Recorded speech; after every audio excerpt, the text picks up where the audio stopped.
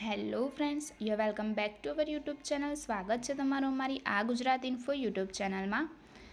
જેમ કે ભારત સરકાર દ્વારા ઘણી એવી યોજનાઓ બહાર પાડવામાં આવી છે, તેમાંની આ એક યોજના બહાર પાડી છે, જે છે માનવ કલ્યાણ યોજના. એના વિશે આપણે વિસ્તૃત માહિતી આ વિડીયોમાં જોઈએ. જો તમે આ ચેનલ પર નવા હોય તો ચેનલને સબસ્ક્રાઈબ કરી દો, જેથી તમને દરેક આવી નાની મોટી અપડેટ યોજના વિશે દરેક વિશે પૂરતી જાણકારી મળતી રહે. માનવ કલ્યાણ યોજના. આ યોજનામાં આર્થિક રીતે પછાત વર્ગોના સમૂહને પૂરતી આવક અને સ્વરોજગાર ઊભા કરવા માટે વધારાના ઓજારો સાધનો આપવામાં આવે છે. આ યોજના ગરીબી રેખાની નીચે જીવતી વ્યક્તિઓ, કારીગરીઓની આર્થિક સ્થિતિ સુધારવા માટેની અગાઉની સ્વરોજગાર યોજનાને બદલે 11/9/95થી શરૂ કરવામાં આવી છે.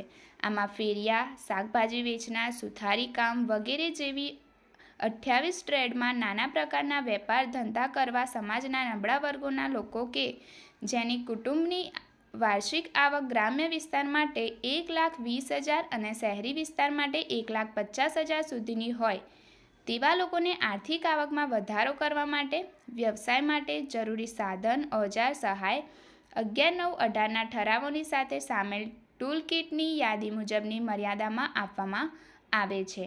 તો આ પ્રમાણે જેમ કે ફેરિયા, શાકભાજી વેચનાર, સુથારી કામ કરનાર તેવા દરેક લોકોને વેપાર ધંધા કરતા હોય તેવા આ સમાજના નબળા વર્ગોના લોકોની જરૂરિયાત પ્રમાણે અહીંયા સાધન અને ઓજારની સહાય આપવામાં આવે છે.